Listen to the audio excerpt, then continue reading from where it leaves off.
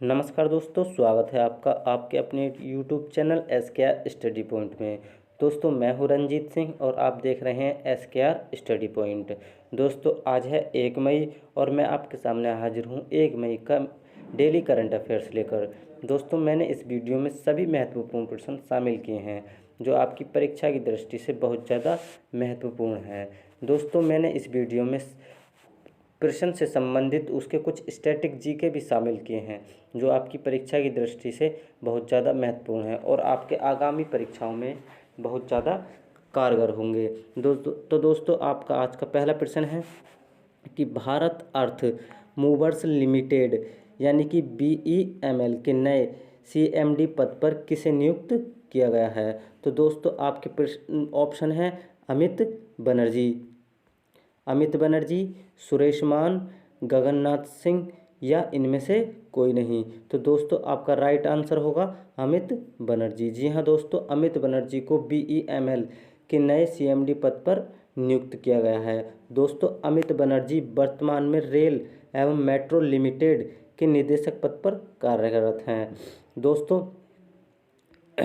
BEML का मुख्यालय कहाँ है, तो वो है आपका बेंगलुरु में। जी हाँ दोस्तों, BEML का मुख्यालय कहाँ है, तो वो है आपका बेंगलुरु में। दोस्तों BEML की स्थापना कब हुई थी, तो वो हुई थी आपकी 1964 में। जी हाँ दोस्तों, BEML की स्थापना 1964 में हुई थी, यानी कि 1964 में हुई थी। दोस्तों आपका आज का अगला प्रश्न है कि प्रसिद्ध दादूदान गढ़वी का निधन हो गया है, वह कौन थे। तो आपके ऑप्शन हैं अभिनेता, लेखक, कवि या डायरेक्टर। तो दोस्तों आपका इसका राइट आंसर होगा प्रसिद्ध दादूदान गढ़वी एक कवि थे। जी हाँ दोस्तों, प्रसिद्ध दादूदान गढ़वी एक कवि थे जिनका हाल ही में निधन हो गया है। और ये कहाँ के थे, तो ये गुजरात के थे। कहाँ के थे, तो ये थे गुजरात के। जी हाँ दोस्तों, प्रसिद्ध दादूदान गढ़वी का निधन हो गया है, जो एक प्रसिद्ध कवि थे। और ये कहाँ के निवासी तो ये थे गुजरात के। दोस्तों यह एक प्रसिद्ध गुजराती कवि एवं गायक थे। दादूदान गढ़वी को 2021 में पद्मश्री सम्मान से सम्मानित भी किया गया था। दोस्तों दादूदान गढ़वी को कवि दाद के नाम से भी जाना जाता है। जी हाँ दोस्तों, दादूदान गढ़वी को कवि दाद के नाम से भी जाना जाता है। यह प्रश्न आपकी परीक्षा की दृष्टि से भी महत्वपूर्ण है। दोस्तों आपका अगला प्रश्न है कि राष्ट्रीय कमोडिटी एवं डेरिवेटिव्स एक्सचेंज यानी कि NCDEX के नए MD और CEO पद पर किसे नियुक्त किया गया है। तो दोस्तों आपके ऑप्शन हैं जयदेव ठाकुर, अरुण रस्ते, नरेश रॉय या इनमें से कोई नहीं। तो दोस्तों आपका राइट आंसर होगा अरुण रस्ते। जी हाँ दोस्तों, अरुण रस्ते को ही राष्ट्रीय कमोडिटी एंड डेरिवेटिव्स एक्सचेंज यानी कि NCDEX के नए MD और CEO पद पर नियुक्त किया गया है।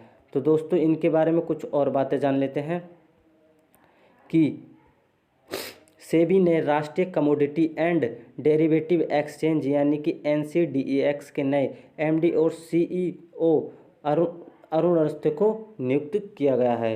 अरुण रस्ते वर्तमान में राष्ट्रीय डेयरी विकास बोर्ड यानी कि NDDB के कार्यकारी निदेशक हैं, यानी कि NDDB के कार्यकारी निदेशक हैं। दोस्तों NCDEX की स्थापना कब हुई थी, तो वो हुई थी दोस्तों 2003 में। जी हाँ दोस्तों, NCDEX की स्थापना कब हुई थी, तो वो हुई थी 2003 में। और इसका मुख्यालय कहाँ है, तो वो है आपका मुंबई में। जी हाँ दोस्तों, NCDEX का मुख्यालय कहाँ है, तो वो है आपका मुंबई में। अब दोस्तों बात कर लेते हैं सेबी की। तो दोस्तों सेबी की फुल फॉर्म होती है securities and exchange board of India. जी हाँ दोस्तों, सेबी की फुल फॉर्म होती है securities and exchange board of India. दोस्तों सेबी के बारे में कुछ और देख लेते हैं। तो सेबी की स्थापना 1992 में हुई थी। जी हाँ दोस्तों, सेबी की स्थापना कब हुई थी, तो वो हुई थी 1992 में। सेबी का मुख्यालय कहाँ है, तो वो है आपका मुंबई महाराष्ट्र में। जी हाँ दोस्तों, सेबी का मुख्यालय कहाँ है, तो वो है आपका मुंबई महाराष्ट्र में। सेबी के वर्तमान अध्यक्ष कौन हैं, तो वो हैं आपके अजय त्यागी। जी हाँ दोस्तों, सेबी के वर्तमान अध्यक्ष कौन है? तो वो हैं आपके अजय त्यागी। दोस्तों आपका अगला प्रश्न है कि वर्ल्ड इनोवेटर अवार्ड पाने वाली पहली भारतीय महिला कौन बनी है? तो वो हैं आपके ऑप्शन है दामिनी अल्वी, नित्या रॉय, रॉब, कृति करंत या नन ऑफ दीज। तो दोस्तों आपका इसका राइट आंसर होगा कृति करंत। जी हाँ दोस्तों, कृति करंत ही आपकी वर्ल्ड इनोवेटर अवार्ड पाने वाली पहली भारतीय महिला बनी है। दोस्तों कृति करंत वर्ल्ड इनोवेटर अवार्ड पाने वाली पहली भारतीय और एशियाई महिला भी हैं।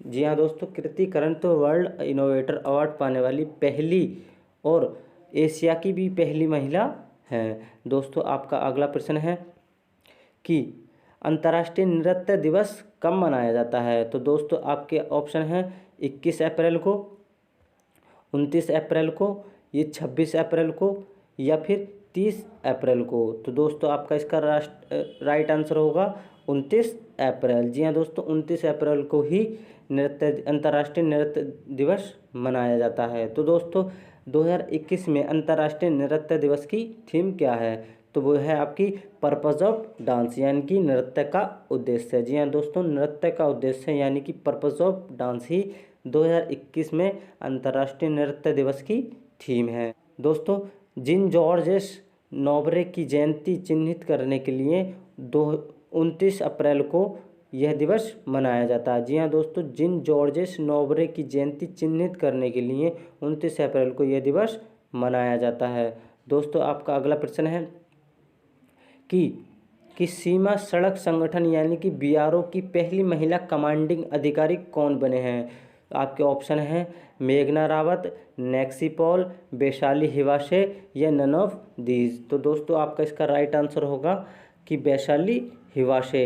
यहाँ दोस्तों वैशाली हिवाशे ही सीमा सड़क संगठन यानी कि बीआरओ की पहली महिला कमांडिंग अधिकारी बनी है। दोस्तों बीआरओ के बारे में कुछ और बातें जान लेते हैं। तो बीआरओ की फुल फॉर्म होती है बॉर्डर रोड ऑर्गेनाइजेशन। जी हाँ दोस्तों, बीआरओ की फुल फॉर्म होती है बॉर्डर रोड ऑर्गेनाइजेशन। दोस्तों बीआरओ की स्थापना ये संस्थापक कौन है? तो वो हैं आपके जवाहरलाल नेहरू।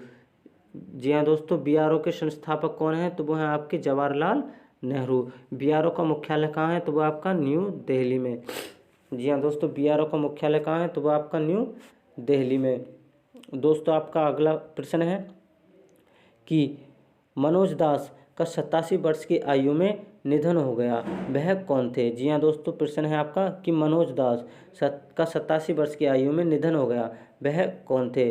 तो आपके ऑप्शन हैं लेखक, अभिनेता, कवि, वैज्ञानिक।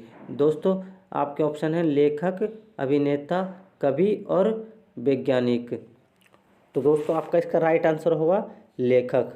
जी हाँ दोस्तों, आपका इसका राइट आंसर होगा लेखक। अब इनके बारे में कुछ और बातें जान लेते हैं। इनकी पहली पुस्तक का नाम है सतबधीरा अर्थनदा। ये उड़ीसा भाषा में लिखी गई पुस्तक है। इन्होंने ये 10वीं कक्षा में पुस्तक लिख दी थी। जी हाँ दोस्तों, कौन सी कक्षा में? जब ये 10वीं कक्षा में थे तब इन्होंने यह पुस्तक लिख दी थी। जी हाँ दोस्तों, इन्होंने 10वीं कक्षा में यह पुस्तक लिख दी थी। अब इन्हें सम्मान कौन से मिले हैं? तो 2001 में इन्हें पद्मश्री और 2020 में इन्हें पद्म भूषण सम्मान से भी सम्मानित किया गया है। दोस्तों आपका अगला प्रश्न है कि यानी कि ASICS का नया ब्रांड एम्बेसडर किसे नियुक्त किया गया है? आपके ऑप्शन है MS धोनी, रोहित शर्मा, विराट कोहली या रविंद्र जडेजा। तो दोस्तों आपका इसका राइट आंसर होगा रविंद्र जडेजा। जी हाँ दोस्तों, रविंद्र जडेजा को ही ASICS का नया ब्रांड एम्बेसडर नियुक्त किया गया है। दोस्तों ASICS एक जापानी स्पोर्ट्स बियर ब्रांड है। जी हाँ दोस्तों, ASICS एक जापानी स्पोर्ट्स बियर ब्रांड्स है। दोस्तों आपका अगला प्रश्न है कि IHS मार्केट ने FY22 ने भारत की GDP कितने प्रतिशत रहने का अनुमान लगाया है? तो दोस्तों आपके ऑप्शन है 9.6, 11.2%, 10.4% या नन ऑफ दीज। तो दोस्तों आपका इसका राइट आंसर होगा 9.6%। जी हाँ दोस्तों, IHS मार्केट ने FY22 ने भारत की जीडीपी 9.6% रहने का अनुमान लगाया है। तो दोस्तों आपका इसका राइट आंसर होगा 9.6। दोस्तों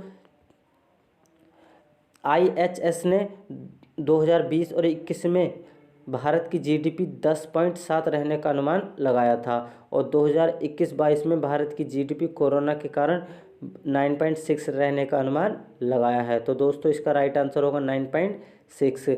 और ADB ने यानी कि एशियन डेवलपमेंट बैंक ने भारत की जीडीपी 2021-22 में 11% रहने का अनुमान लगाया है। जी हाँ दोस्तों, ADB ने भारत की जीडीपी यानी कि एशियन डेवलपमेंट बैंक ने भारत की जीडीपी 11% रहने का अनुमान लगाया है। दोस्तों ADB यानी कि एशियन डेवलपमेंट की स्थापना कब हुई थी, यानी कि ADB का मतलब एशियन डेवलपमेंट की स्थापना कब हुई थी, तो वो हुई थी 1966 ईस्वी में।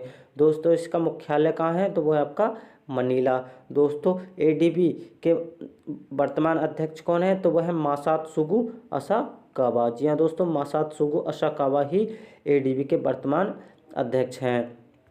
दोस्तों आपका अगला प्रश्न है कि किस